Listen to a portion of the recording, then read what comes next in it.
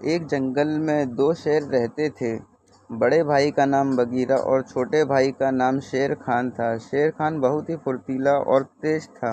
Bagheera उम्र में जरूर बड़ा था, मगर वो बहुत ही आलसी था। आलसी भी इतना कि वह शिकार भी नहीं करता था। शेर खान जो शिकार करता था उससे उसके खाने के बाद जो बचता था वो बगीरा खा लेता था। जंगल के सारे जानवर इस वजह से बगीरा से काफ़ी नाराज रहते थे। सब यही सोचते थे कि खुद तो शिकार नहीं करता शेर खान के किए शिकार में वह दूसरे जानवरों को खाने नहीं देता। बगीरा के बीच इसी व्यवहार के कारण जंगल के जानवरों को भूखा भी कभी कभी रहना पड़ जाता था।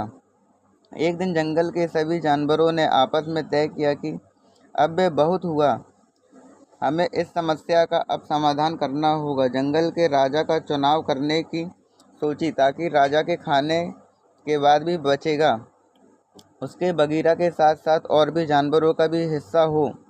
सबने सोचा इस बारे में हमें अब शेर खान से बात करनी होगी। जंगल में काफ़ी बड़ा था और घना था। जंगल के बीचों बीच एक नदी बहती थी। उसी नदी के पास एक पहाड़ भी था। पहाड़ के पास ही शेर खान की गुफा थी। सभी जानवर एक शेर के गुफा के पास पहुँचे। शेर खान अपनी शेरनी के साथ गुफा के बाहर ही बैठा था और शेर खान का बेटा उनके पास ही खेल रहा था। एक साथ सभी जानवरों को देखकर शेर खान चौंक गया। आलसी बगीरा भी कहीं से घूमकर तभी वहाँ पहुँच गया। सबको एक साथ देखकर बगीरा ने पूछा, तुम लोग यूं एक साथ यहाँ क्यों आए हो?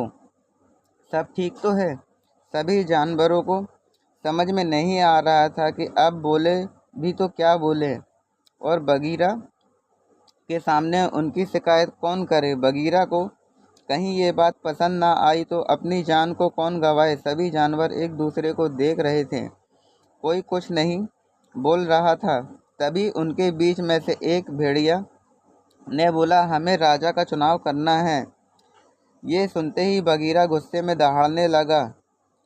सभी जानवर बगीरा के इस व्यवहार से घबरा गए तो बगीरा को शेर खान ने चुप रहने को बोला। सभी जानवर क्या चाहते ये सुनना चाहता हूँ। शेर ने कहा, चुनाव आप करना चाहते हैं तो आप सब ने कुछ सोच समझ कर ही ये फैसला किया होगा कि आप ही बता दो फिर कि राजा आपने किसे चुना है।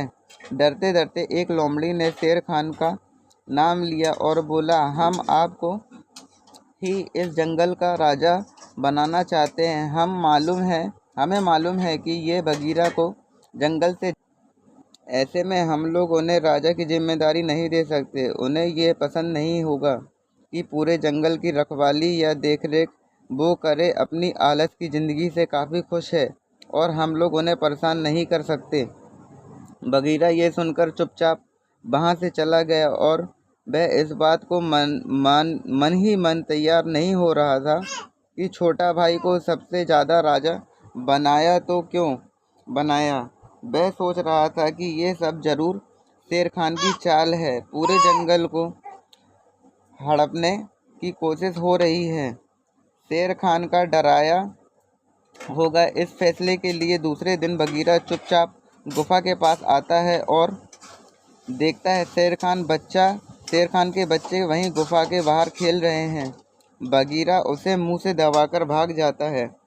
जंगल के एक जानवर ने बगीरा को शेर खान के बच्चे के साथ देख लेता है तो तुरंत शेर खान के पास जाकर बताता है कि शेर खान जंगल में बगीरा को ढूंढ लेता है और देखते ही देखते बच्चे को अपने पास ले लेता है।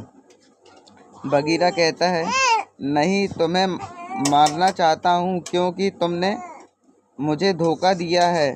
सभी जानवरों के साथ मिलकर राजा तुम बन गए। मैं बड़ा हूँ तुमसे, तो राजा बनने का हक सिर्फ और सिर्फ मेरा है।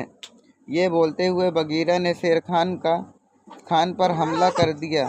फिर दोनों की जमकर लड़ाई होती है। बगीरा इस लड़ाई में जब पूरी तरह से जख्मी हो जाता है तो शेर खान ने बगीरा से कहा, तुम्हारे आलसी पन के कारण सभी जानवरों ने मुझे राजा बनाया है।